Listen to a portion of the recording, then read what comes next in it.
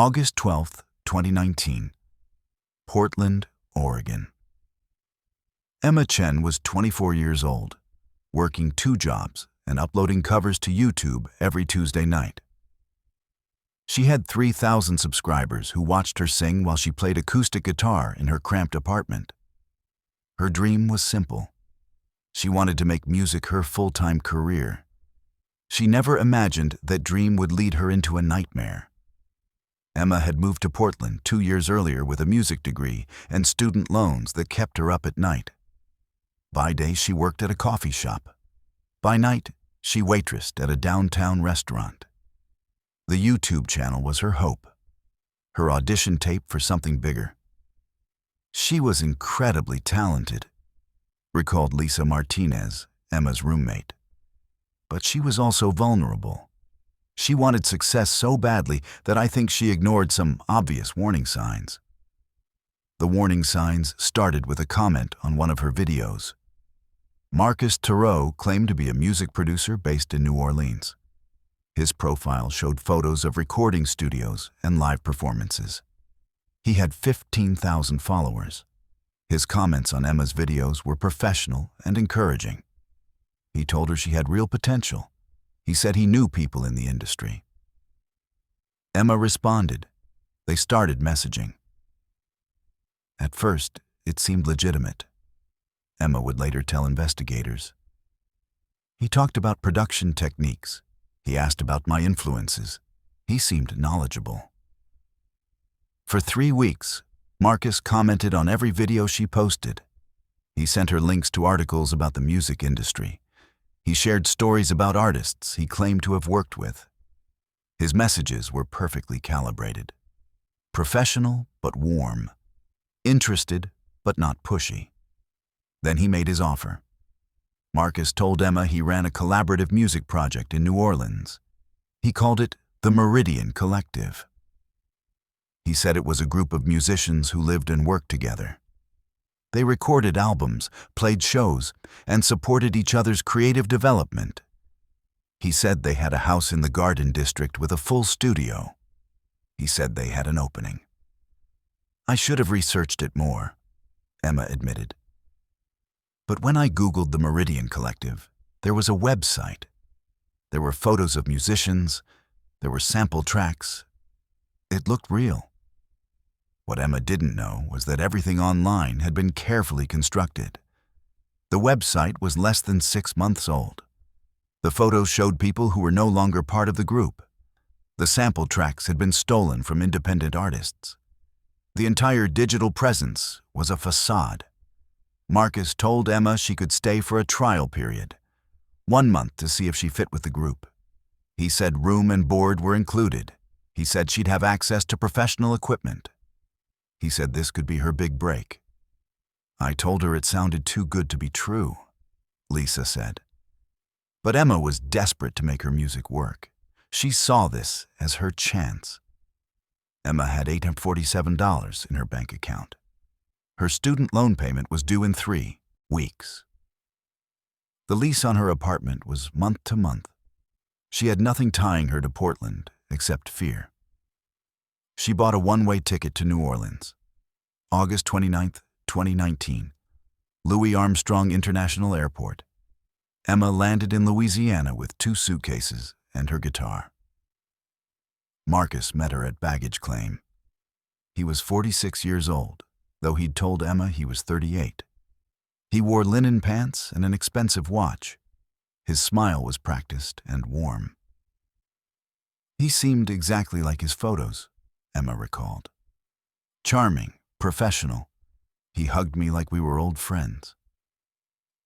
Marcus drove a black SUV with leather seats. During the drive into the city, he talked about New Orleans music history. He named clubs where jazz legends had played. He described the creative energy of the city.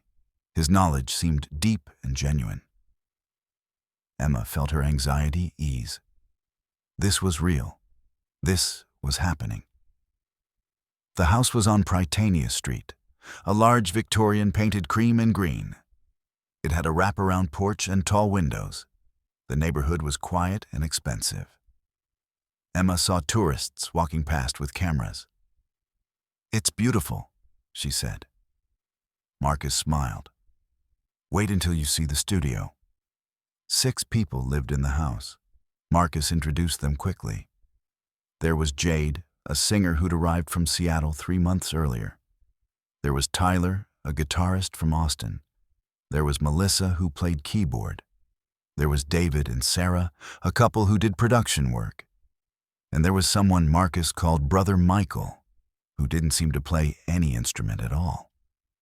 Everyone was friendly, Emma remembered. But there was something off about the energy. They all seemed a little too enthusiastic, a little too rehearsed. The house was furnished with expensive equipment. The studio in the converted garage had professional mixing boards and microphones. There were instruments everywhere. On the surface, everything Marcus had promised was true. Marcus showed Emma to her room on the 2nd floor. It was small but clean. There was a bed, a dresser, and a window overlooking the street. "We're like a family here," Marcus told her. "We support each other. We create together. You're going to love it." That first night, the group gathered for dinner. They ate at a long table in the dining room. The meal was vegetarian. Melissa had cooked. Everyone took turns sharing what they'd worked on that day. The conversation felt scripted somehow. Performative. Marcus sat at the head of the table. He dominated the discussion. He talked about his vision for the Meridian Collective. He used words like consciousness and frequency and alignment. He said they were creating music that would elevate humanity. Emma noticed that everyone nodded along. No one questioned him. No one disagreed. Looking back, that first dinner should have been my warning, Emma said. But I was exhausted from traveling, and I wanted so badly for this to be real. After dinner, Marcus suggested they have a welcoming ceremony in the Happy studio. The group gathered in a circle. They held hands. Marcus led them in what he called a creative meditation. He told them to close their eyes and visualize their highest potential. The meditation lasted 20 minutes. Marcus spoke in a low, rhythmic voice. He talked about releasing limiting beliefs. He talked about surrendering to the creative force. His words were hypnotic and strange. When it ended, everyone hugged. They told Emma they loved her. They said she was home now. Emma felt uncomfortable, but smiled and hugged back. She didn't know that every new arrival received the same greeting. She didn't know that the meditation was the first step in a carefully designed process. She didn't know that Marcus had been perfecting his technique for 5 years. She went to bed that night, feeling uncertain but hopeful. Tomorrow they would start making music. Tomorrow her real life would begin.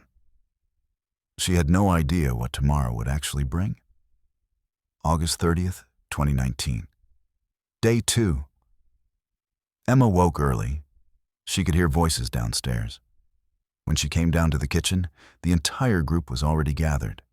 They were drinking green smoothies and talking quietly. They stopped when they saw her. "We have morning practice at 7, Jade explained. "Marcus likes us to be punctual." Emma checked her phone. It was 6:52 a.m. Morning practice wasn't music. It was meditation led by Brother Michael. He was in his 50s with gray hair pulled into a ponytail. He spoke in vague spiritual terms about energy and awakening. The practice lasted 90 minutes. By the end, Emma's legs were cramping from sitting cross-legged. Meditation is essential to our creative process, Marcus explained afterward. It opens channels that conventional musicians can't access. Emma waited for someone to pick up an instrument. Instead, Marcus announced they had community responsibilities. Everyone had assigned chores. Emma was given kitchen duty with Melissa. While they washed dishes, Emma asked about the band's performance schedule. Melissa hesitated. We're focusing on internal development right now. Marcus says we're not ready to perform publicly yet. How long have you been here? Emma asked. 14 months. Emma stopped washing. And you haven't performed yet? Melissa's smile was tight. The process can't be rushed. You'll understand soon. That afternoon, Marcus finally suggested they work on music. But instead of letting Emma play her own songs, he insisted she learn a composition he'd written.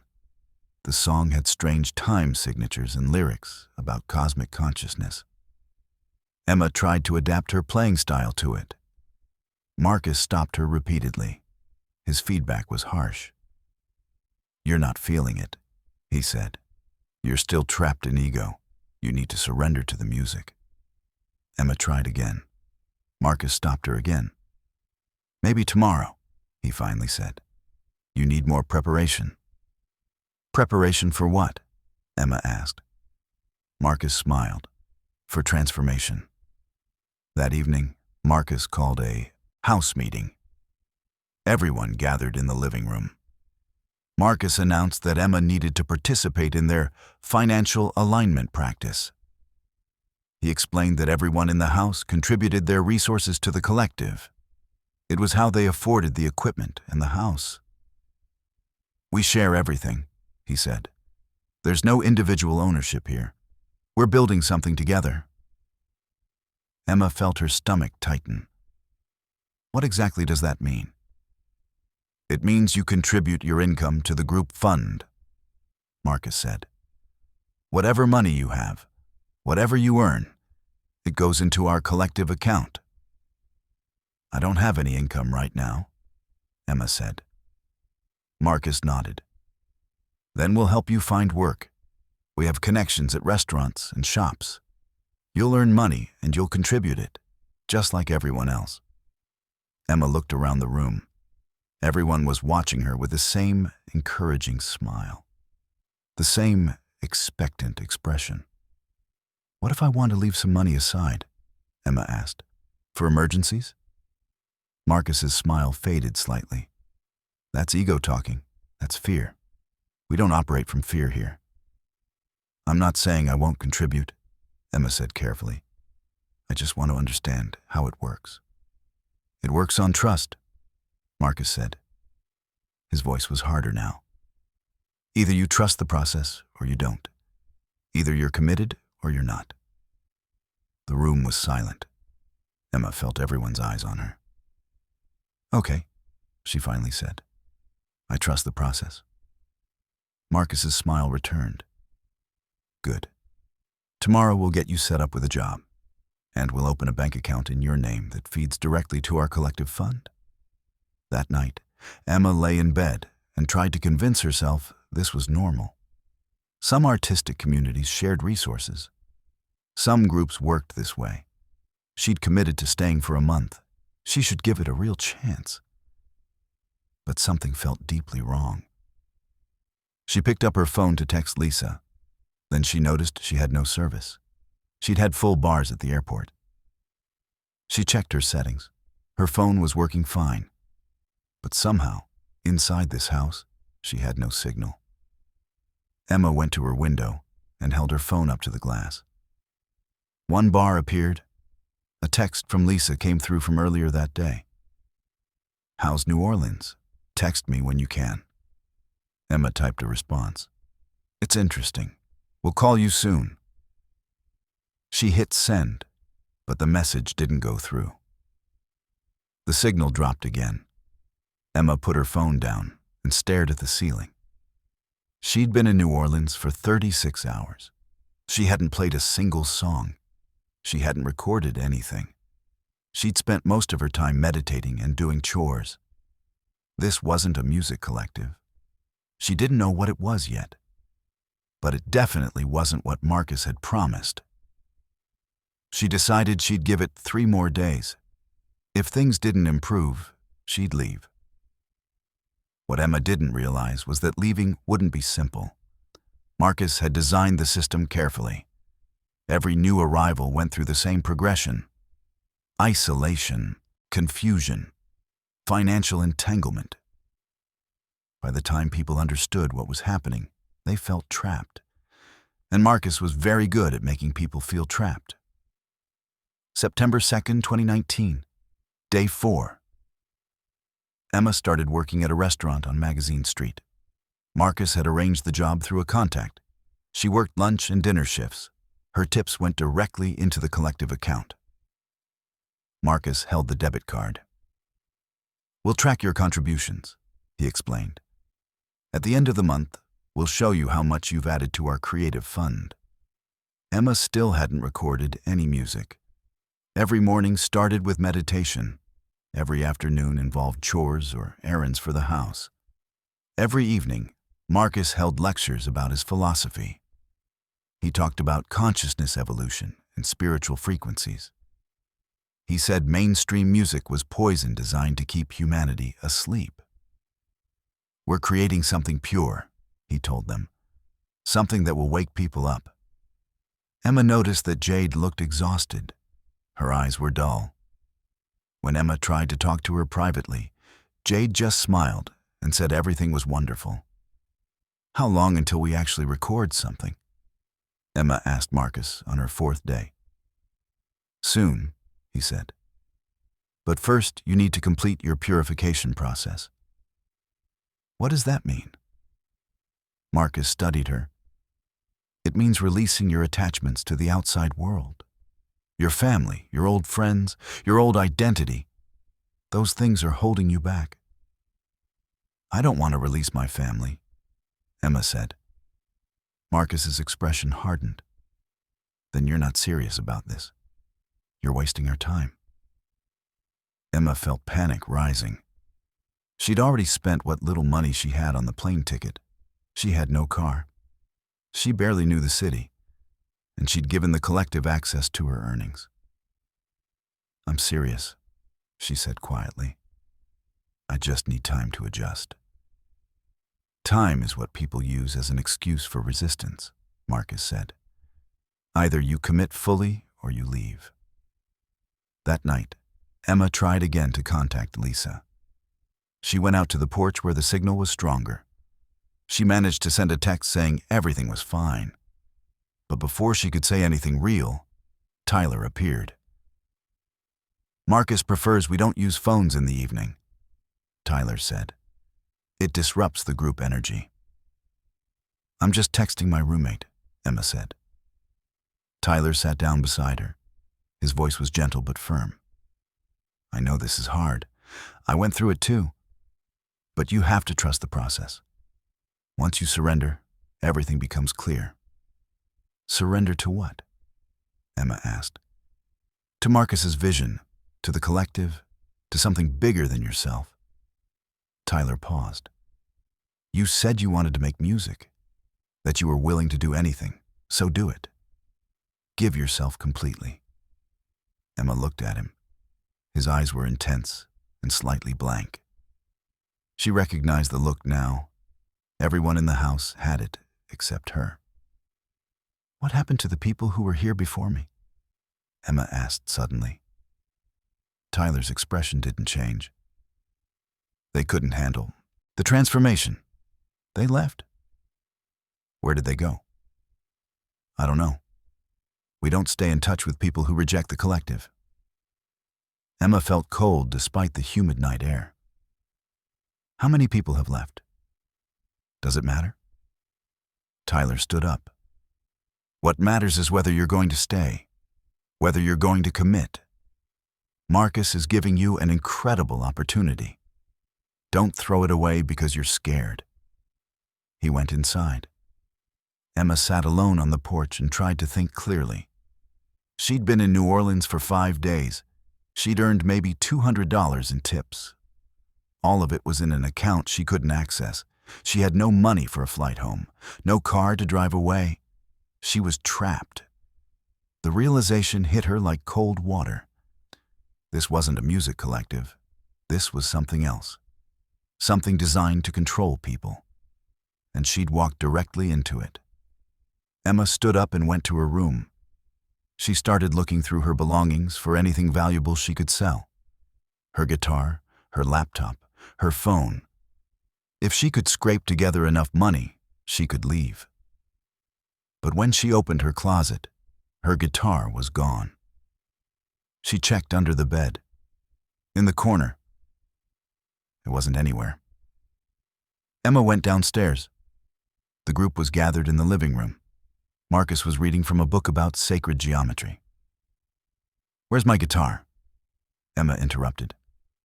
Everyone turned to look at her. Marcus closed the book slowly. "We moved all the instruments to the studio," he said. "They're communal now. Everything in this house belongs to everyone." "That guitar is mine," Emma said. "I need it back." "Nothing is yours anymore," Marcus said calmly. "You agreed to join the collective.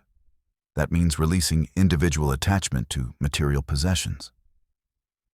"I didn't agree to that." Marcus stood. He was a full foot taller than Emma. "You agreed when you moved in. You agreed when you accepted our support. You agreed when you started contributing financially. You can't take from the collective and give nothing back." "I want to leave," Emma said. The room went completely silent. Marcus walked toward her slowly. His expression was concerned now. Paternal. "Emma, you're experiencing what we call transformation resistance. It's normal. Everyone goes through it. You're scared because your ego is dying. That's a good thing." "I want my guitar and I want to leave," Emma repeated. "Of course," Marcus said gently. "No one is holding you prisoner, but you'll need to pay back what you owe first." "I don't owe you anything." Marcus smiled. "The plane ticket I reimbursed you for, the food you've eaten, the room you've stayed in, the electricity you've used, the opportunity cost of the time we've invested in you." He pulled out his phone and showed her a number. "You owe the collective 2,847. Emma stared at the screen. "That's insane. You never said anything about charges." "All communities have costs," Marcus said. "You'll work off your debt and then you're free to go. Shouldn't take more than a month or two." Emma felt the trap close completely around her. She had no money, no guitar, no way to leave. And now Marcus was claiming she owed money she didn't have. "This is illegal," she whispered. "No," Marcus said. "This is how the world works. You made commitments. Now you honor them." He walked back to his chair. "Unless you're the kind of person who takes advantage of people's generosity and then runs away. Are you that kind of person, Emma?" Everyone was watching her. Their faces were blank and expectant. Emma turned and ran upstairs to her room. She locked the door and tried to think. She needed help. She needed to call someone. She needed to get out. She grabbed her phone and held it up to the window. One bar. She dialed Lisa's number. It rang once before the signal dropped. Emma tried again. And again. The calls wouldn't go through. She was alone in a city she didn't know, in a house full of people who believed Marcus's lies. She had no money and no way to contact anyone. She'd followed a musician to New Orleans looking for her dream. She'd found a nightmare instead. And she'd only been here 5 days. September 7th, 2019. Day 9. Emma stopped trying to leave. For 3 days, she went through the motions. Meditation, chores, restaurant shifts. She handed over her tips without protest. She attended Marcus's nightly lectures without speaking. She pretended to be compliant, but every moment she was planning. She knew she had to be smart, said Detective Rachel Morrison of the New Orleans Police Department, who would later investigate the Meridian Collective. These situations are incredibly dangerous. Victims can't just walk out. They have to strategize their escape. Emma studied the house's patterns. Marcus left every Tuesday and Thursday afternoon for what he called business meetings. Brother Michael led meditation during those times. The others seemed more relaxed when Marcus was gone, less performative. On Tuesday, during Marcus's absence, Emma approached David in the kitchen. "Can I ask you something?" she said quietly. David looked nervous. "What?" "How much money have you put into the collective?" He hesitated. "I don't think about it that way." "But how much? Approximately?" David's voice dropped to a whisper. "Maybe 30,000 over the past year. But it's an investment. Marcus says when we sign a record deal, we'll all get our shares back, plus profits." "Has Marcus actually met with any record labels?" Emma asked. David's face tightened. "He has meetings all the time." "Have you been to any of them?" "No, but that's because—" David stopped himself. "Why are you asking these questions?" "Because I'm trying to understand how this works," Emma said carefully. David stepped closer. His voice was urgent now. "Listen to me. Stop questioning. Stop resisting. Marcus knows what he's doing. If you keep fighting, things will get worse for you." "Worse how?" "Just trust me. Submit to the process. It's easier that way." He left the kitchen quickly. Emma stood alone and felt her hands shake. Things will get worse. What did that mean? That evening, Marcus announced they were having a deep transformation session. These happened weekly, he explained. They were intense group experiences designed to break through psychological barriers. Emma had avoided the previous week's session by claiming she had a migraine. She couldn't avoid this one. The group gathered in the basement. Emma hadn't been down there before. It was a large space with concrete walls painted dark purple. There were cushions arranged in a circle. The only light came from candles. Marcus sat in the center. "Tonight we're going to help Emma release her resistance." Emma's heart started pounding. "Lie down in the middle," Marcus instructed. Emma didn't move. "I'd rather just watch." "This is for your benefit," Marcus said. His voice was gentle but firm. "We're going to help you let go of your fear. Trust us." Everyone was watching her, waiting. Emma felt the pressure of their expectations. She lay down on the cushions. The group surrounded her. They put their hands on her body, her arms, her legs, her shoulders. Their touch was firm and inescapable. Marcus started speaking. His voice was low and hypnotic. He talked about Emma's ego, her resistance, her fear. He said she was infected with toxic programming from her family and society. He said they were going to extract that programming. The group began chanting, a wordless sound that filled the basement. The hands pressed harder on Emma's body. Someone covered her eyes. She couldn't see anything, could only feel the hands holding her down and hear the chanting growing louder. Marcus was saying something about surrender, about release. His voice seemed to be inside her head. Emma tried to move. The hands held her in place. "Let go," Marcus whispered. "Stop fighting." Emma felt tears running down her face. She was pinned, surrounded, trapped. Then she started screaming. The hands released immediately. The chanting stopped. Emma rolled away and scrambled to her feet. She was shaking uncontrollably. Marcus stood up slowly. "Breakthrough," he said with satisfaction. "That's what breakthrough looks like." Emma ran upstairs. She locked herself in the bathroom and vomited. Her entire body was trembling. She'd never felt so violated, so terrified. And she couldn't leave, had no money, no phone signal, no way out. She stayed in the bathroom for 2 hours. Finally, there was a knock on the door. "Emma?" It was Sarah's voice. "Can I come in?" Emma opened the door slightly. Sarah's expression was sympathetic. "I know that was scary," Sarah said. "I went through it too. But Marcus is right. You'll feel better tomorrow. Lighter. That was assault, Emma whispered. Sarah's face hardened. No one hurt you. We were helping you heal. She paused. You need to be careful, Emma. If you keep fighting Marcus, he'll decide you're toxic to the group. And then you'll really have problems. What kind of problems? Sarah didn't answer directly. Just be smart. Play along until you figure out your next move. That's what I'm doing. She walked away, leaving Emma frozen in the doorway. Sarah was trapped too. She knew it was wrong, but she was doing nothing to stop it. Emma went back to her room and sat on the bed. She had to get out. Not eventually. Not in a few weeks after she'd earned enough money. Now. She waited until the house was quiet.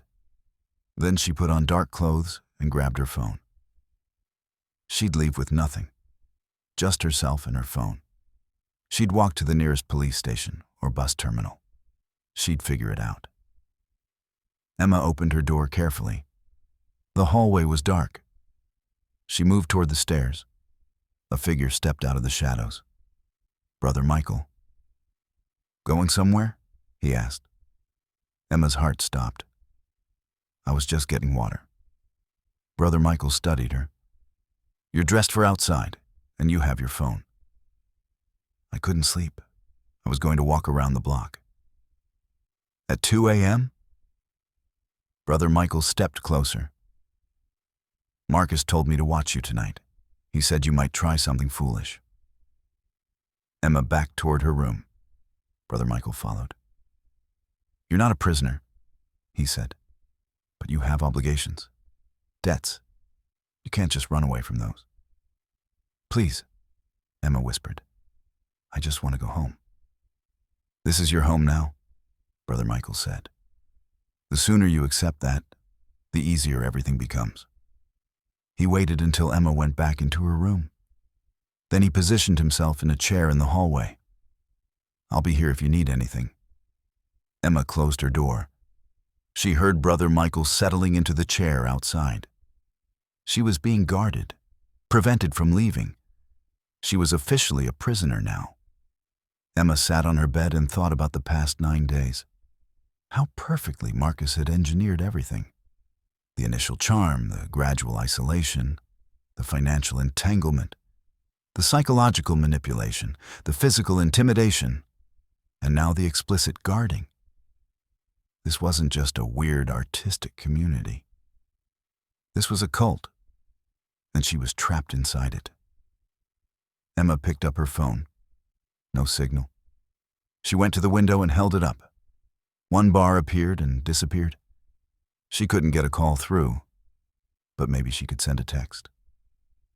She opened her messages to Lisa and typed, Need help, not safe. House on Prytania Street, Garden District. Send police, please. She hit send. The message showed as failed. Emma tried again and again. On the 7th attempt, the message went through. She stared at her phone and prayed Lisa would see it, would understand, would send help. But it was 2:30 in the morning. Lisa was probably asleep. And even if she saw the message, would she take it seriously? Would she actually call the police in another state based on one cryptic text? Emma didn't know. She could only hope. Outside her door, Brother Michael was humming softly to himself. Emma lay down on her bed, fully dressed, and waited for morning, September 8th, 2019, day 10. Lisa Martinez woke up at 7 a.m. in Portland and checked her phone. Emma's text had come through at 5:30 a.m. Portland time. I called her immediately, Lisa later testified. It went straight to voicemail. I tried 5 times. Nothing. Then I really looked at the message. Send police. That's when I knew something was seriously wrong. Lisa called the New Orleans Police Department. She explained that her roommate had moved there to join a music collective and had sent a distress message. The dispatcher took her information but told her that without evidence of immediate danger, they couldn't conduct a wellness check based solely on a text message. Lisa called Emma's mother in San Francisco.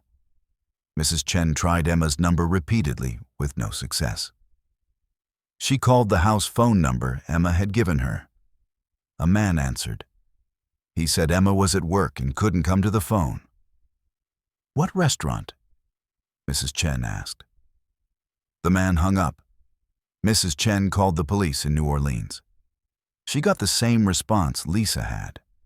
Without immediate evidence of danger, they couldn't help. Meanwhile, Emma was in the basement again. Marcus had called an emergency house meeting at 6 a.m. Everyone sat in a circle while Marcus walked around them slowly. "Someone contacted the outside world last night," he said. "Someone broke our trust." Emma kept her face neutral. She didn't look at anyone. Marcus stopped behind her. "Emma, do you have something to tell the group?" "No," she said. "Your roommate called the police this morning. She claimed you sent her a message saying you needed help." Marcus walked around to face her. "Did you send that message?" Emma's mind raced. Lie or tell the truth? She decided truth was safer now. "Yes," she said. "I was scared after last night. I wanted my friend to know where I was." "You told her to send police," Marcus said. "That's not just staying in touch. That's an attack on this community." "I was frightened," Emma said. "I'm sorry." Marcus crouched down to her eye level. "You violated our agreement. You invited hostile authorities to investigate us. Do you know what that means?" Emma shook her head. "It means you've put everyone here in danger," Marcus said. "It means you've betrayed us, and betrayal has consequences." "What kind of consequences?" Emma asked. Marcus smiled. It was not a kind smile. "You're going to work off your debt twice as fast now. You'll take on extra shifts. You'll give us your phone. You'll have no contact with anyone outside this house until you've proven you can be trusted again." "You can't keep me here against my will," Emma said. "I'm not keeping you anywhere," Marcus said. "But you owe this community money. If you leave without paying, I'll report you for theft. I'll sue you for breach of contract. I'll destroy your credit and your reputation. You'll never work in music again." Emma understood the threat. Even if she escaped, Marcus would pursue her legally, would make her life hell. She had no money for lawyers, no way to fight him, unless she found proof of what he was really doing. "Okay," Emma said quietly. "I'm sorry. I'll do whatever you need." Marcus studied her. Then he nodded. "Good. Give me your phone." Emma handed it over. Marcus immediately took out the SIM card and broke it in half. He tossed the phone back to her. "You can have it back when you've earned our trust," he said. The meeting ended. Emma went upstairs and sat in her room. She'd sent one message to Lisa. That might be enough to trigger an investigation eventually, or it might amount to nothing. She needed another plan. Emma thought about Sarah's words. Play along until you figure out your next move. That's what she'd do. She'd pretend to submit. She'd work the restaurant shifts and collect information. She'd find evidence of what Marcus was doing. And then she'd find a way to get that evidence to authorities. But first, she needed to understand exactly what the Meridian Collective really was. That afternoon, while Marcus was at one of his meetings, Emma searched the house. She started in the office on the first floor. The door was usually locked, but today it was open. Inside, she found filing cabinets, financial records, bank statements, and contracts. Emma started reading. What she found made her stomach turn. There were dozens of contracts signed by different people. All of them listed outrageous debts owed to the Meridian Collective. The amounts ranged from $2,000 to $40,000. The contracts were written in dense legal language, but Emma could understand enough. They bound people to work off their debts. They gave Marcus control over their earnings. They included non-disparagement clauses that threatened legal action if anyone spoke negatively about the organization. Emma found names, phone numbers, addresses. At least 30 different people had been through this house in the past 5 years. She took photos with her phone even though it had no service. She could transfer them later if she got access to a computer. Then she found something else, a folder labeled Transformation Protocols. Inside were detailed instructions for psychological manipulation. How to isolate new members, how to create dependency, how to break down resistance, how to extract maximum financial contribution. The document was 40 pages long. It was systematic, professional, terrifying. Marcus had created a manual for building a cult. Emma photographed every page. Her hands were shaking so badly, she had to take several shots of each document to ensure they were clear. She heard footsteps on the porch. Marcus was back. Emma closed the filing cabinet and moved toward the door. She stepped into the hallway just as Marcus entered the house. He looked at her, looked at the office door behind her. "What were you doing?" he asked. Emma's mind went blank. She couldn't think of a lie. She just stood there. Marcus walked past her and checked the office. The filing cabinet was closed. Nothing looked disturbed. He turned back to Emma. "I asked you a question." "I was looking for paper," Emma said, "to write song lyrics." Marcus studied her for a long moment. "There's paper in the kitchen." "I forgot. I'm sorry." Marcus's expression was unreadable. "Go to your room. Stay there until dinner." Emma went upstairs quickly. She hid her phone under her mattress. If Marcus searched her room and found the photos, she didn't know what he'd do. She lay on her bed and tried to calm her racing heart. She had evidence now, proof that this was a deliberate operation designed to exploit people. If she could get that evidence to the police, Marcus would be finished. But first, she had to get out of the house. That night at dinner, Marcus made an announcement. "We're going to be having some visitors next week," he said. "Potential new members.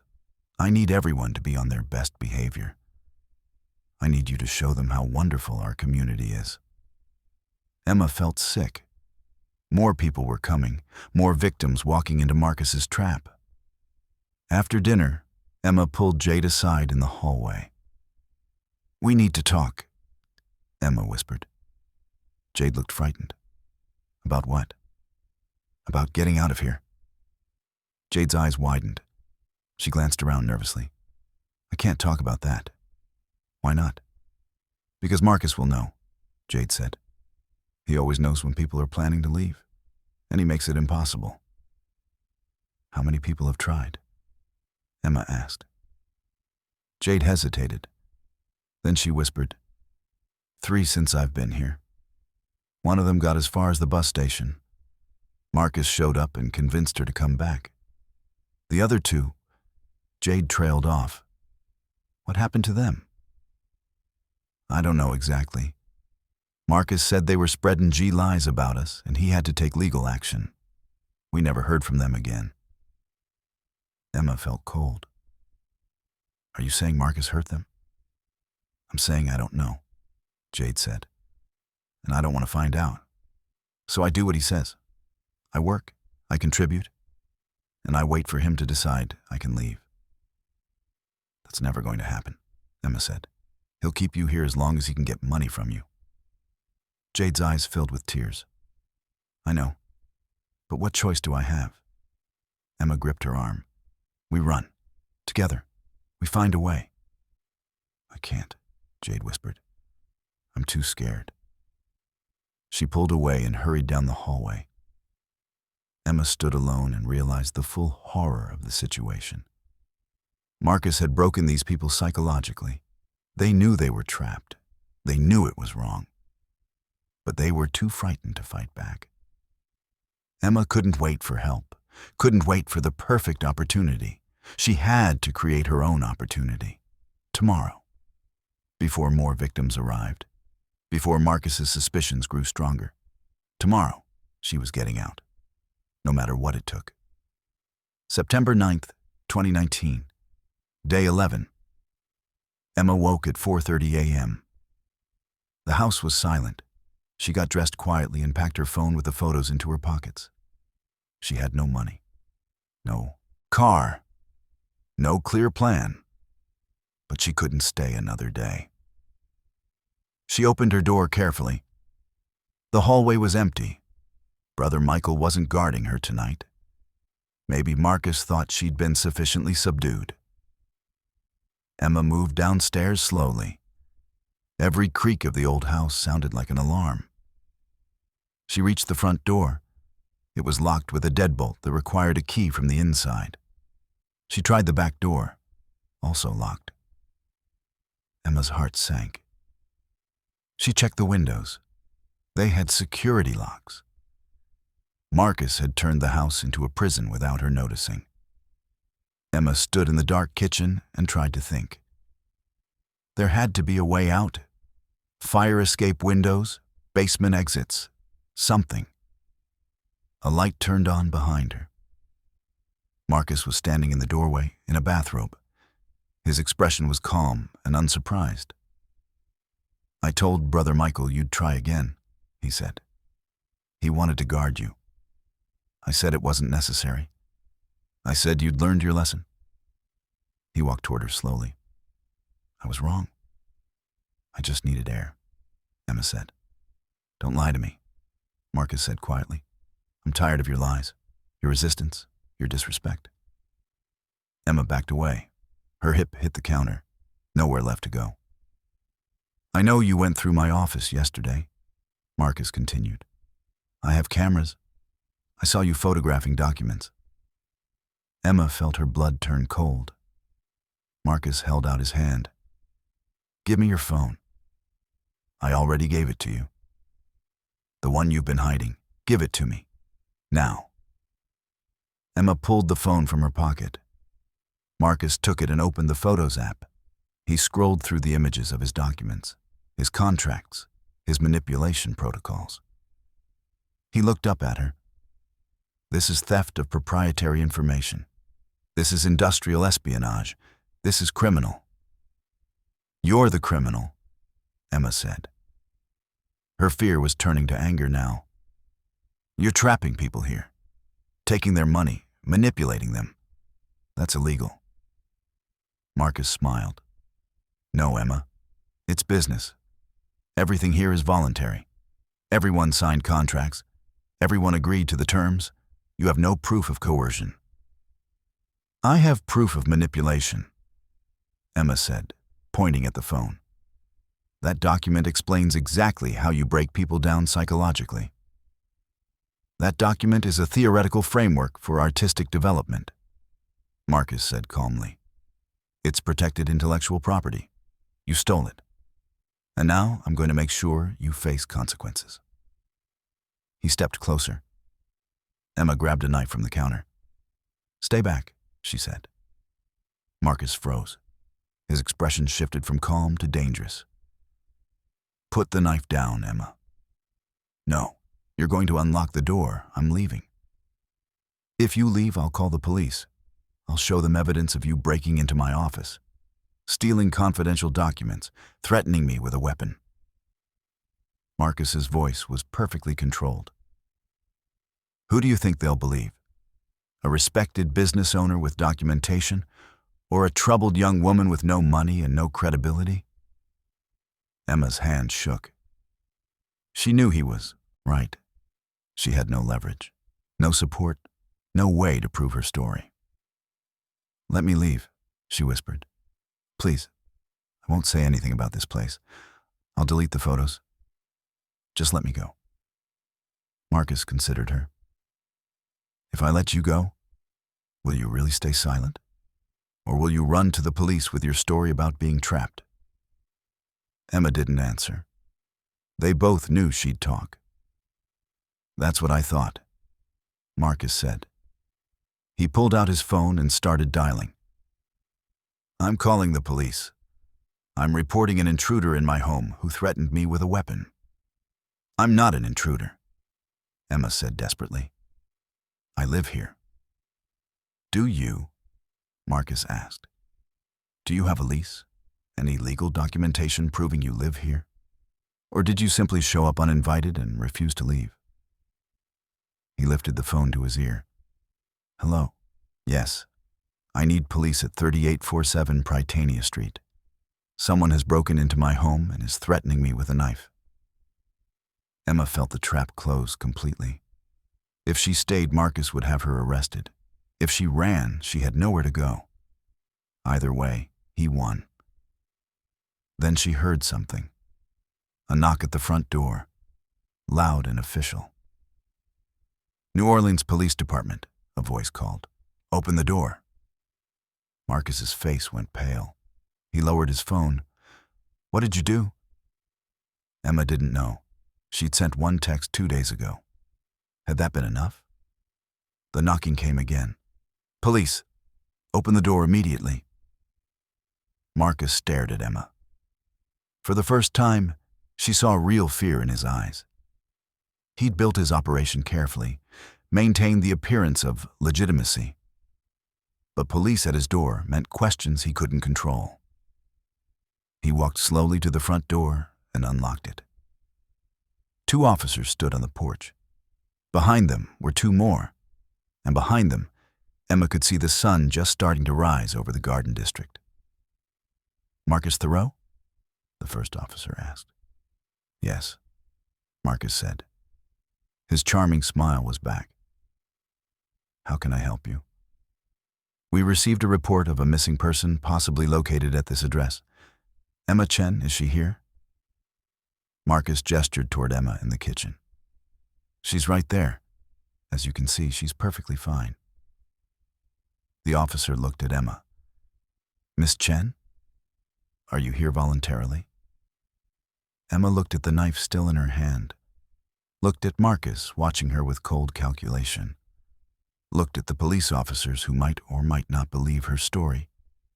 This was her chance, her only chance. No, Emma said. I'm being held here against my will. He's taken my money. He's trapped multiple people here, and I have proof. She held up her phone. September 9th 30, 2019. The investigation moved quickly. Emma gave her statement while paramedics checked her health. She showed detectives the photos on her phone. Marcus was arrested on charges of false imprisonment and fraud. When police searched the house, they found all the evidence Emma had photographed, plus more. Financial records showing systematic exploitation, contracts designed to trap people in debt, multiple phones, and identification documents belonging to former members. Jade, Tyler, Melissa, David, Sarah, and brother Michael were all questioned. Initially, they defended Marcus. But as detectives showed them the documented evidence of manipulation, their stories began to change. They'd all been victims, too. The hardest part was getting them to see themselves as victims, Detective Morrison explained. They'd been psychologically conditioned to believe everything was their choice. Marcus was very skilled at making people feel responsible for their own exploitation. 23 former members of the Meridian Collective were located across the country. All of them had similar stories. They'd been recruited with promises of musical opportunities. They'd been isolated from support systems. They'd been financially drained. And they'd been threatened with legal action if they spoke out. Marcus Thoreau was charged with multiple counts of fraud, false imprisonment, and racketeering. His real name was Marcus St. Pierre. He'd run similar operations in 3 other cities before New Orleans. He'd never produced a single album, never had any legitimate connections to the music industry. The business meetings he attended twice a week were actually sessions with new potential victims. He'd been planning to expand the operation. These types of predators are more common than people realize, said Dr. Emma Chen, a psychologist who specializes in cult psychology and who testified at Marcus's trial. They're not charismatic leaders with bizarre beliefs. They're business people who figured out how to systematically exploit people's dreams and vulnerabilities. The victims are usually intelligent, capable people. That doesn't protect them. In fact, it often makes them better targets. Emma returned to Portland in late September. Lisa met her at the airport. Emma had lost 15 pounds. She'd been in New Orleans for 11 days. It felt like a lifetime. The guilt was overwhelming, Emma later said in an interview. I kept thinking about all the people I didn't help, all the people who left before me that I couldn't warn. I kept thinking I should have known better. Marcus St. Pierre was convicted on 15 counts in July 2020. He was sentenced to 12 years in federal prison. Several civil suits followed. Victims recovered some of their money, though most of the funds Marcus had collected were gone. The house on Prytania Street was sold. The Meridian Collective website disappeared. The social media accounts were deleted. Emma returned to making music. Her YouTube channel grew after she shared her story. She now has over 200,000 subscribers. She performs regularly and speaks at colleges about psychological manipulation and exploitation. I don't call myself lucky, Emma said, because nothing about what happened to me was lucky. But I am grateful I got out. And I'm grateful I could help other people get out too. In December 2024, Emma released her first full album. She recorded it in her own small studio. She funded it with money from her performances and her online following. The album is called 11 Days. Every song is about survival.